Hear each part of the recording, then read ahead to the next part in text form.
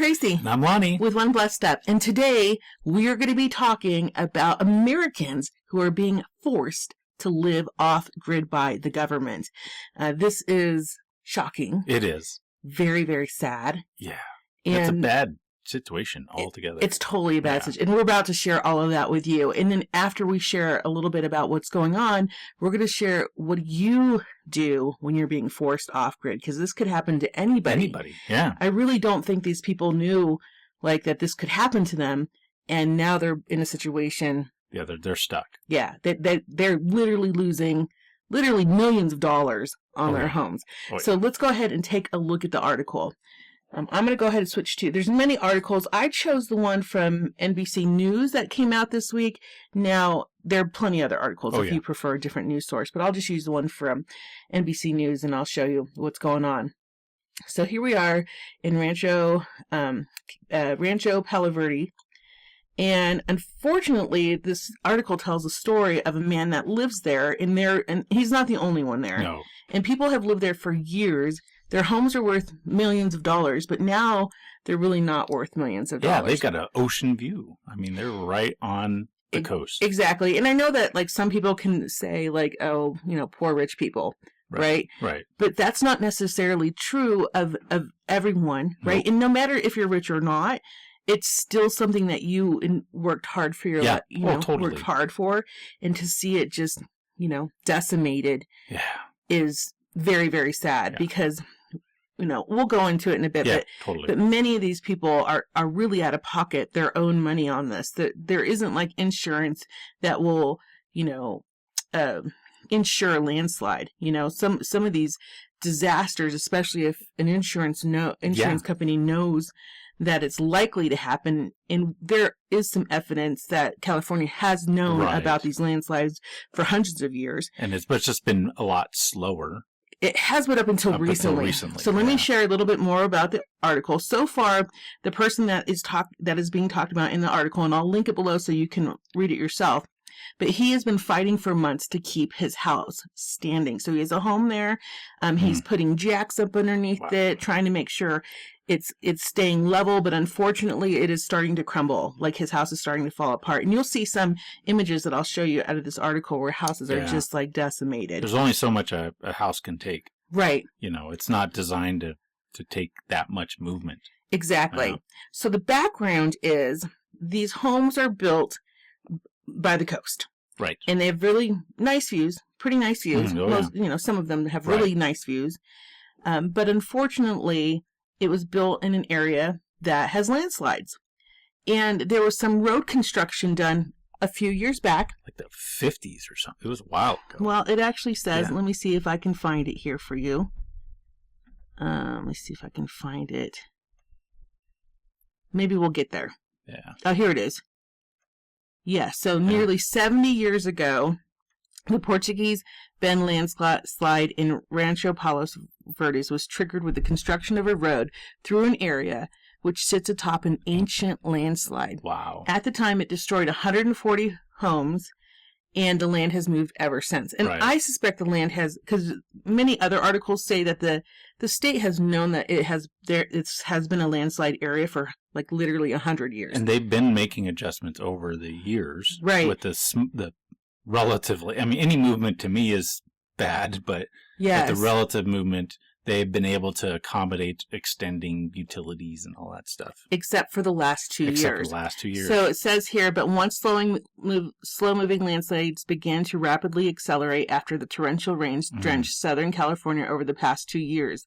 The land that was once sliding on an average of several inches per year is now moving between 9 to 12 inches per year. No, that's weekly.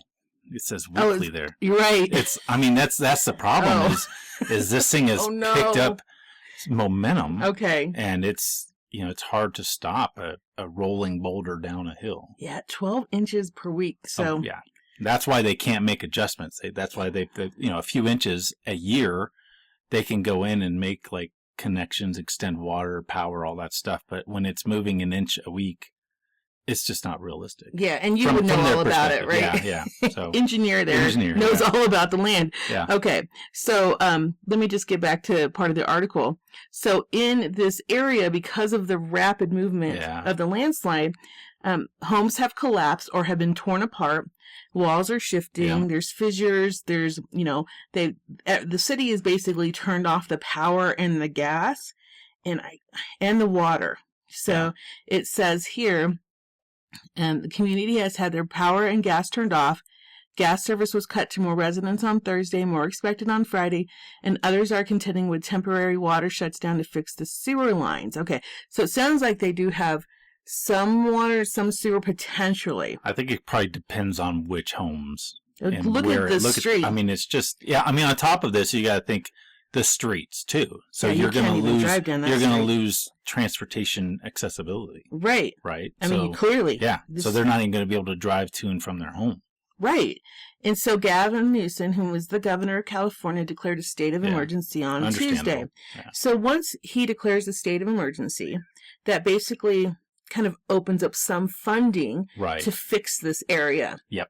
My understanding, and is what is saying in the article, is none of that funding goes to the residents. No. That goes to kind of help the situation, in this case, fix some of the things, which I don't even know you can fix that.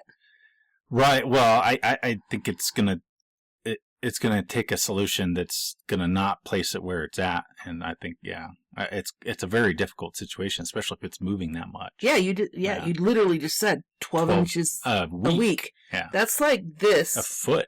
Yeah, every week. And it's moving. I would say it's moving. It's not just moving up and down; it's moving laterally. So it's like sliding. Like you're gonna be. Everything's sliding. Everything. So, a sidebar is like, what about your property lines? What does your house start sliding off what you legally own? So we'll talk about that. Oh my gosh. Because that is important. Yeah. And we'll talk about that in just a moment. Let's keep going. So apparently a person here named Jim Carlton, he's lived in the community for 30 years. They've been pressuring the governor to look at this. So he's seen this movement. So. The world has seen this now. Yeah. Well, no, but he's experienced it. He's living it. He's living it. So he's been pressuring them. He's disappointed there's no aid to the individuals. And honestly, there really isn't a lot of aid because you don't get insurance, right? So you can't get an insurance claim on that unless unless you're blessed. But insurance, like really, their job is to protect themselves. Right. And they're renewing every year. So even if he had insurance or they've had insurance in the past, they've changed. My understanding from articles that I've read in this situation is that there's no insurance. No insurance at all. Yeah. Like in California, insurance agencies are not insuring against landslides. That's what I've read in other articles. So if they were lucky, great. I doubt it. Yeah. So there's no funding for them to get help here. There's no, and apparently now there's not even any state resources for them individually. Oh, wow. Right. So many people are just abandoning their homes, basically, is what's going on. So let me just kind of go through here. Recently, residents filed a lawsuit against the city. It's disappointing because, who knows when they bought the house? Maybe there was something in like a declaration. Yeah. I know that when we sold a house a few years ago, we sold a house in an area that was concerned about water. Right. We had to literally put that in the contract, and the buyer had to sign SPUDs or whatever. Yes. Seller disclosures. Yeah. And the buyer had to sign that they saw that and understand that there might be a water issue one day. Yeah, one would think you would have to have disclosed a landslide. One would think. Yeah. But now they're being, maybe they knew about it. Maybe, I don't really know. Maybe they've had this house for 30 years and it's been passed down from generations. Right. Who knows? It doesn't really matter. Yep. The fact is they have no recourse besides this lawsuit. Exactly. Essentially. Yeah. So now and here's an example of someone's house who's sinking. Yeah, it's gone. It's totally gone. So then they're talking about how they want Joe Biden to declare a federal emergency here so that they might get some federal funds potentially. They did receive a grant, a $23 million grant from FEMA. It says for a project they would help slow the land movement. But fascinating. But then what happened is the crews discovered a deeper and wider landslide. It was like, I read another article, it's like 300 feet down. And it's like how there was no way for them to be able to access draining that water. So a lot of this is just stuff moving underground you don't see. And they can't get to it. They can't get to it. Right. Wow. So it says here, many residents have left. In this article specifically, some are staying there. They're hoping for relocation assistance. It's very expensive in California. His house was valued at $2.3 million before the damage. And it's so sad. Yeah. It makes me so sad because can you imagine like building your whole life and then all of a sudden... And it's just nothing. It's not worth anything. It's literally not worth the land it's sliding on. It's probably cost money just to tear it down. Right. And so you couldn't build on it. I mean, it's sad. It's just sad. So sad. Yeah. So basically what they're doing, what he's doing, and what he says in the article is his house has now become unsafe. Yeah. So now he's going to go live in the pool house. Yeah, good for him for at least acknowledging that. I mean, it's hard. I mean, you got to move on. I mean, what do you do if your money, house, if you can't, if your whole life savings is invested in a house that you thought was worth $2.3 million and now is worth at most maybe $500,000 if you're lucky. If you're lucky. If you're lucky. If you can get someone to buy it, which I don't even know if landslide. If they'd even allow it. I don't know if they would even allow it. I mean, I did look to see, because now's an opportunity for, like, shark investors, you know how they are, right? They're going to go in, they're going to try to buy up some people's houses, right? So I did look on Zillow. Yeah. And I did see houses in the area, but not, like, necessarily in the worst part of the area. Got it. But I did see one priced at, like, $500,000, which probably was worth. Totally, yeah. Was That's probably a big worth. reduction. Yeah, and it actually you could see the sea from their place. Oh, okay. So I imagine that their house is really going to be compromised. It didn't say it was cash, though, so I'm not really sure. Yeah. All to say, it's just destroying these people. Yeah. Oh, totally. And I just can't imagine. Families. I mean, I just can't imagine. Yeah. I can't imagine. And so, to that end, we're going to talk about things you should do if you're ever forced to live off-grid. Yeah. Yeah, and it may not be as extreme as this, but... there's a lot of other situations, that could come up that could force you. I mean, we've had California's had rolling blackouts because of fire too. Right. There's hurricanes. Yeah. There's, I think we had that. I think Texas had like a freeze. It was so cold, right? Remember everyone a couple years ago. Lost power and stuff. So this can happen anywhere, and not just landslides. Absolutely. Yeah. So the first recommendation we have is safety first. Yeah. So don't risk your life trying to save your home. If your home is falling apart, if the, twister is coming your way, you really do need to secure shelter. Like that is safe for you. Yeah, protect you and your own. Yeah, your house is not worth your life. Nope, it isn't. So that's the first one. Number one. So number two is to contact your government officials and or a lawyer, because, you need to make sure everyone's aware of it. You need to start the paper trail. Yeah. And get some people on your side as far as like a lawyer. Right. In preparations for how you're going to resolve it. Right. I mean, you definitely want to contact any government assistance that is set up in the area. You might be eligible for some emergency assistance. You want to let them know this is what's going on. This is, an issue. Yeah. But I mean, government honestly is sometimes a bit slow. They are. And in this situation with the lawyer, it wouldn't be a bad idea. It's not like we're not fans of litigation, obviously. But it wouldn't be a bad idea just because they've known about this landslide and allowed houses to be built there for years. And that road somehow caused the development of that road. Yeah. Somehow accelerated the landslide. So in that particular scenario, there might be some legal recourse. Right. They may have some culpability to it. Right. Yeah. But it's hard to say. Like, even the article was talking about, like, who's to say it was the road or it was, some people say it's because the water pipes are bursting and they're not getting fixed fast enough and that's causing it even worse. Right. So who's to say? Nobody knows. But it wouldn't hurt to just talk to a lawyer and see if you have any legs. I mean, the most solid is, like, if someone actually lived there for 70 years since that road was built. But, the probability of people living there for 7 years. Right. all on their own. It's been sold and changed, and most likely. And so there's some paper trail of. Yeah, I did not see an article with anybody that had lived there for 70 years. However, I mean, we're just suggesting that if it's in a situation where it's not your fault. This is not your fault. Definitely seek any assistance that you can, even if that resorts to some kind of litigation. Oh, yeah. So number 3 just kind of talks on number 1, but secure some shelter. So like we said, be safe. Don't kill yourself trying to save your house, but find some immediate shelter. In the article, the guy says he's moving to his pool house, which is less likely to slide. So that would be more secure shelter. More.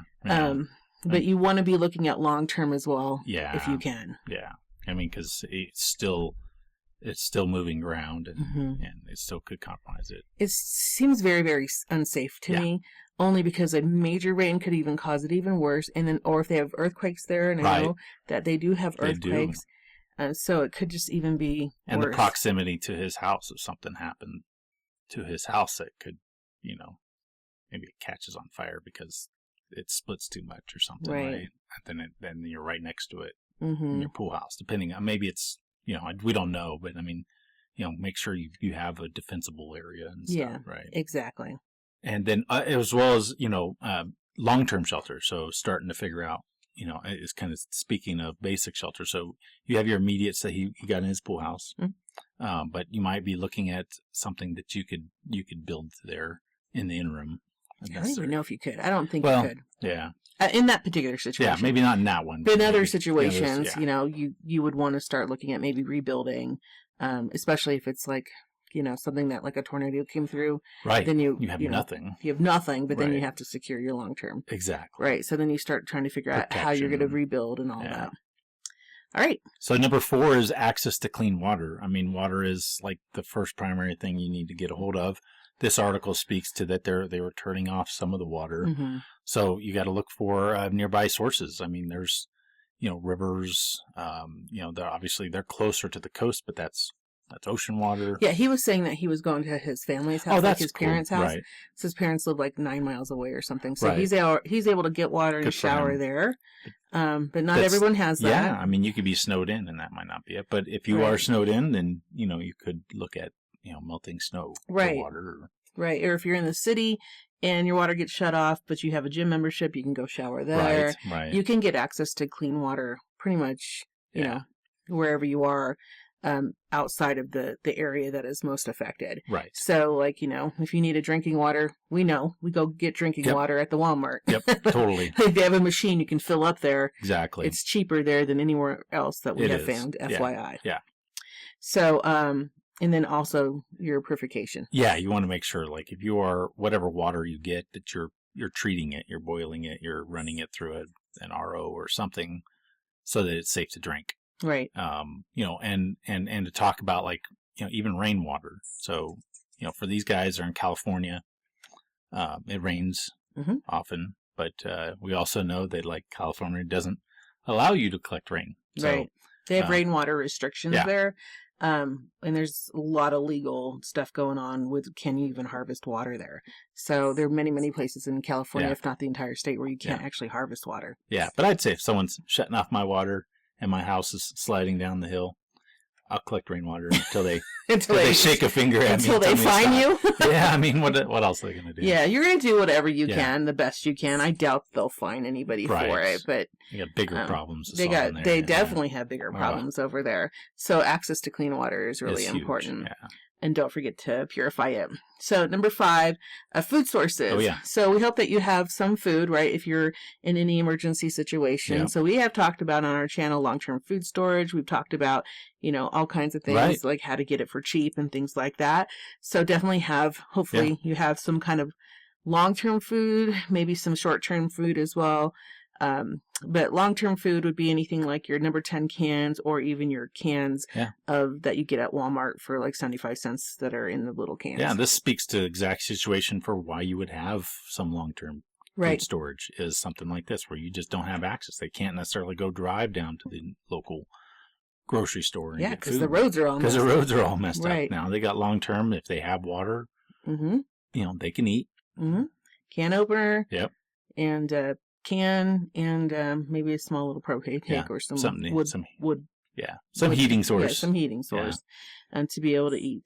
So definitely, having some kind of long-term food storage, or even, like we said, your food sources. Yeah. Now, one problem is that like once they shut off your power, your refrigerator's not going to be running. Right. So we'll talk a little bit about having, maybe we'll talk about that next, about having power. Yeah. But if you don't have any extra power, that we'll talk about in the next one, your refrigerator is going to go out. You don't have a lot of time to eat whatever's in your refrigerator. Your freezer, you got about maybe at most 3 to 4 days, depending on the weather, right, to eat stuff out of your freezer before it starts to, thaw. And then you have your refrigerator probably lasting maybe a day or whatever. Yeah. So you're going to have to eat all that food first. And then before you go to your longer term food storage. So make sure you're eating all that. And then make sure you're portioning it, making meals that are what you can eat right then. If you can't store it in a fridge, you don't have power, just make what you guys can eat. Yeah, and then share it with your neighbors too, like if you have extra. Then also you might, if it's a little longer and the land is not in a landslide and you're stable, you could learn to grow some food there as well. For sure. Especially if it's going to be a longer term situation where you're not going to have power or water for a while. And that could happen. I mean, literally, it takes a while for the government to come back with some things. And sometimes, depending on how decimated you are, it's really important to have the food and water around. Yeah. I mean, look at these folks thought that they were, they had some funding from FEMA. They thought they were going to get it. And then all of a sudden, another stumbling. Like, there's more problems down there. Yeah, now they're going to have to reassess and totally look at it. So and that's the city and government. Yeah. That's not even the individuals. No, yeah. Right, so I mean, like you said, it could take years and years and years to get fixed. And then, of course, there's hunting and foraging, and, we'll talk about foraging more on this channel because it's really fun. Yes. And then preserving food, we've talked about this on the channel. Right. We can talk about that more as well. But if if you have, let's say you have some power, a backup power, or some propane or something like that, you could can some of the things that are in your freezer to save them if they're about to go bad. Yeah, and then that allows you not to have to worry about storing it cold. Exactly. You can store it shelf stable. Exactly. Which is awesome. Yeah. Cool. So number 6 is power. So generate power. You're going to have to. Deal. Yeah. Someone's cutting off your power. You'll quickly figure out how much you use power. Yes. When you don't have it. That's one of the things that I love about some of our experiments that we do. We do things where we go off grid and we try to figure out how much power do we actually need. Yeah. It's fascinating to see how much power things draw. Yes. And you think that's like, boy, that doesn't seem like it should draw a lot, but it does. Yeah. And then you learn and then you add more power. Right. You add more power. You know when the sun's at the highest on solar, and everything's charged and doing great, and you have extra solar, that's when you run all the other stuff. Right. Yeah. Right. It's fast. I really enjoy our experimentation with solar power. So solar is one of them. Right. So it gives you kind of reliable source.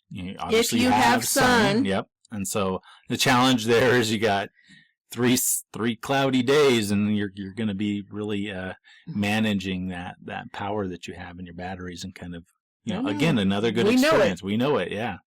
And then of course you got other alternative energy sources like wind, hydro if you're close to some type of water source, or like a generator. Yep. So we started out with generators. We did. That was our go-to. Our first attempt. Yep. Was let's get some generators. Yep. And then we quickly moved to solar. Quickly, yeah. We love the solar. Yeah, I mean, we're in Arizona. Yeah, we're in Arizona. We got a lot of sun. Right. But, you got to think about other resources associated with the generators. Now you need fuel. Mm-hmm. And then there's a noise association with it and stuff, and you can't necessarily run it all the time. Right. So. Well, don't forget wood, right? Then, wood is another alternative source. Yes. Right, for cooking and for For sure, yeah. Yeah, because that's what you think about power. Power isn't just lights. Mm-hmm. It's running stuff. It's cooking your stuff. Charging your phones. Right. I mean, you have a CPAP, you're going to need it, everything, right? So, and then in the power space is making sure you're efficient with it. So we really like to try to make sure that everything that we have is efficient as possible. Like, hey, how our microwave is smaller than the one we have and elsewhere, and it's It's just, it doesn't take as much power. It might Right. take a little longer to cook, Mm-hmm. but it's still lower in power. Mm-hmm. We have a little window AC unit that helps us cool off when we get a little warmer, Mm-hmm. but it's pretty efficient. It's it takes about 400 watts, and that's what's crazy is like we know. We start to look at, once you start to figure out, like, I think what Lonnie's trying to talk about is like minimizing Yeah. the amount of energy you actually use. And I think once you start looking at what you're using, you can minimize that pretty quickly if you know what you need to do. Like if you have a certain amount of power and you need it to charge your phones, right? Then maybe you can't have a microwave. Right. Or you need to prioritize the air conditioner over the microwave. Yeah. Right? So just like the fridge. I mean, we have to have enough power to run the fridge to keep our food. Exactly. Yeah. And like he said, 3 cloudy days means the only thing that gets power is going to be the fridge. Yep. And we're cooking with propane. And we're going to cook with propane. So not only having just like one major power source, right, but having multiple different power sources. Maybe you do have generators, but then maybe you go, okay, well, I'll use those as a backup and I'll run solar. Right. And then I'll cook with propane. Exactly. Right. There's so many different options for people. So power is a big deal. Yeah. The next one is managing waste. Yes. This is probably going to be the grossest for anybody who's never had to actually manage your own waste. So let's just quickly touch on garbage. If the roads are damaged, the chances of you getting garbage out, like to the dump, are pretty low unless you have like a UTV or a 4x4 and can get around. Right. They're probably not picking them up. Probably not. There's probably a drop-off location where you can walk to. Yeah. I don't really know. Yeah, but who knows? Let's just assume you don't have. Right. Let's assume you gotta manage. You gotta manage it. So, some ways you can manage like garbage on your property is to, I hate to say it, but burn it. Like that would be an option, right? So certainly split it up, because I mean there's some things that recyclables or papers or stuff like that that won't smell as bad, right? Yes. And you could compost like your scraps. You can start to learn how to compost your food scraps. So that kind of starts to minimize your necessary waste, your necessary garbage. Yep. So I think like you start to think through, just like you were starting to think through power, what am I actually throwing away? Yeah. So if it's food scraps that can be composted, then you might start composting. Yep. If it's paper that you can either recycle or reuse or burn. Maybe you need some heat for that. Right, fire, as long as it's legal. Yeah. Again, you got to figure out. Depends where you're at. Depends on where you're out, and if there's a gas leak, they don't want you burning anything. Right. Who knows? And then the rest of it that you throw away, but you'll have to keep it in an area that's safe from rodents and things like that. Yeah, keep critters out. Right. The next one is managing your poop. So let's talk about that. Yeah. This is really difficult. So if the sewer, in this scenario, it sounds like sewer and water is intermittent. Yeah. And sometimes it sounds like sewer might be okay, but we don't really know. Let's assume that sewer's not okay. And presume at that point they got, if it's sewer they're managing, then the houses don't have like their own septic system either. Yeah. Seems like let's just assume they don't have a septic system. Right. A septic system, for those of you guys who don't know, is if you have a house that's not connected to like city sewer, you have like this little septic. It's a tank. receiving tank. It's a tank that goes in the ground. Yep. And stuff settles out in there, and the fluids then go out into a leach field. Yeah. Right. And a leach field is just where all the fluids go. Yep. So there's your basic understanding. Yeah, very basic. So let's assume they don't have a septic tank. Right. So now they have to manage their own pee-pees and their poo-poos. Right. So one way to do that would be like a composting toilet. Yep. So composting toilet, I would recommend one that separates your pee-pee from your poo-poo. Because that actually makes it smell way worse if they're mixed. It's gross. Yeah. So if you, the first thing is separate it. I mean, we don't want to get too gross here, but definitely separate them makes it a lot better. Right. And then you have to figure out how to dispose of that. Right. So generally pee is not bad. Nope. Like generally it's not. Nope. You don't want to put it on the ground, but if you have no choice, you have to, if you have no choice, right, and you can't, then you just have to dispose of it. And so the ground might be an option if that's all your option is. And then the poo you could compost, with some cedar, right, like cedar saw or cedar chips or, cocoa core or whatever you want to use. Another alternative could be to bring in like a porta potty would be an option. Right. We've had, off-grid properties with porta potties where they were emptied. Yeah. So maybe that's an option. As long as you can get someone up there to to pump it. Right. And if you have maybe a small camper or something that you could, pee and poop in as well. Yeah, it gives you something on wheels that you can go dump. You could go dump it. So there's some options for managing your waste. Yeah. Okay, so number 8 is communication and safety. So make sure you have a phone, a satellite phone, or a radio, so you can hear when any kind of communication about emergencies or anything is happening in your area, because you need to have that information to be able to make decisions and know what's coming or what's not coming, right? So that's really important. Is in regards to safety, make sure you have first aid, so you always have a good, well-stocked first aid kit, and because you don't know, access could be a problem. They could be overwhelmed, as far as like getting an ambulance or any kind the of first hospitals aid could be overwhelmed. Yeah. So when you talk about communication, obviously cell phones are great, but what if cell phones aren't working? Right. Well, I mean, one thing we use is Starlink. Okay. And so that's good. Maybe, if cell phones aren't working, Starlink works on a different level. Works from satellites in the area. Exactly. In the air, right? If you're going to be off grid for any length of time and you don't have cell service, we really recommend the Starlink. Yeah, it's worked out real well for us. We haven't had a problem with it. And we use it for our off-grid camping. We use it for our van lifing. So we're mobile, so it's really nice to have, and it allows us to do our work and stuff when we have to, and as well as our phones. So when we're in an area that our phones don't work, you're up in the hills and you don't have line of sight or whatever. It's nice. And then there's some old school stuff. Yeah. Right? You can do, like he said, a hand radio. Yep. Where you could hear. Now, for hand radios, you have to be licensed to actually use them, to talk on them. Right. However, that you can listen on a hand radio. And you can also use like a radio, like an AM. They have some of those too that don't require batteries. You actually have one. Emergency pack. Lonnie has one that you crank up, and then you can hear the radio. So those are options for you for communication, and then obviously safety with a first aid kit, and then any basic safety class you can take to learn a little more. Yes. We already touched on this, but number 9 is like heating and cooking. Yes. So we did talk about propane stoves. We talked about wood stoves. We talked about fire. We've talked about all different things. Yeah. Power. If you do have like excess solar, you can also run, like we talked about, a microwave off of power. We've done sun cooking. Sun cooking, yes. We do have a sun oven. Yep. So if you're going to be off-grid, like legit off-grid for a long time, we recommend the sun oven. It's marvelous. Yeah. Yeah. It's over 350 degrees in there. It takes a little longer to cook. But...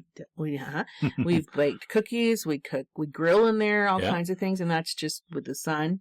And we purchased ours off Facebook Marketplace for like $100.